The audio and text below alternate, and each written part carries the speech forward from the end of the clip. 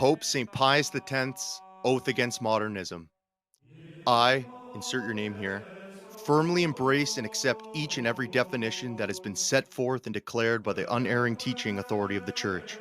especially those principal truths which are directly opposed to the errors of this day.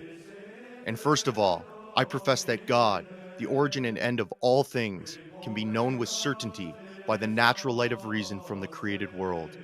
That is, from the visible works of creation as a cause from its effects, and that therefore his existence can also be demonstrated. Secondly, I accept and acknowledge the external proofs of revelation, that is, divine acts and especially miracles and prophecies as the surest signs of the divine origin of the Christian religion, and I hold that these same proofs are well adapted to the understanding of all eras and all men, even of this time. Thirdly,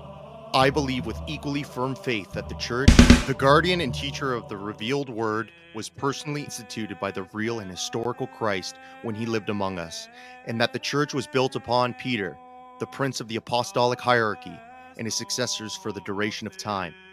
Fourthly, I sincerely hold that the doctrine of faith was handed down to us from the apostles through the Orthodox fathers in exactly the same meaning and always in the same explanation. Therefore, I entirely reject the heretical misrepresentation that dogmas evolve and change from one meaning to another, different from the one which the Church held previously. I also condemn every error according to which, in place of the divine deposit which has been given to the spouse of Christ to be carefully guarded by her, there is put a philosophical figment or product of a human conscience that has gradually been developed by human effort and will continue to develop indefinitely. Fifthly, I hold with certainty and sincerely confess that faith is not a blind sentiment of religion welling up from the depths of the subconscious under the impulse of the heart and the motion of a will trained to morality. But faith is a genuine assent of the intellect to truth received by hearing from an external source. By this assent, because of the authority of the supremely truthful God, we believe to be true that which has been revealed and attested to by a personal God, our Creator and Lord.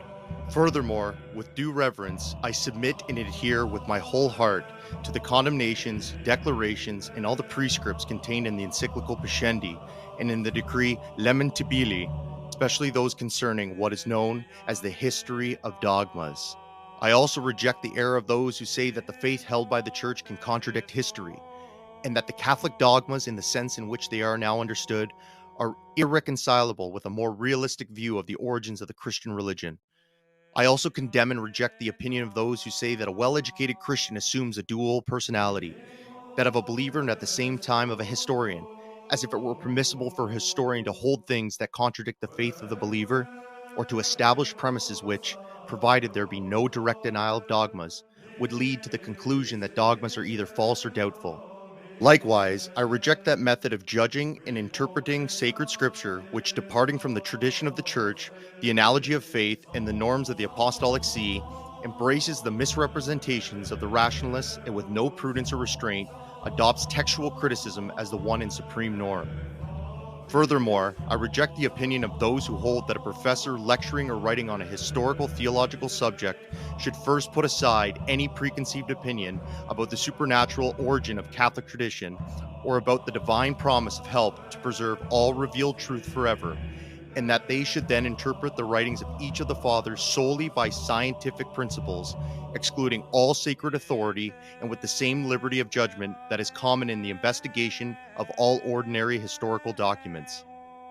Finally, I declare that I'm completely opposed to the error of the modernists who hold that there is nothing divine in sacred tradition, or what is far worse, say that there is, but in a pantheistic sense, with the result that there would remain nothing but this plain, simple fact, one to be put on par with the ordinary facts of history. The fact, namely, that a group of men by their own labor, skill, and talent have continued through subsequent ages a school begun by Christ and his apostles. I promise that I shall keep all these articles faithfully, entirely, and sincerely, and guard them inviolate, in no way deviating from them in teaching or in any way in word or in writing. Thus I promise, this I swear, so help me God.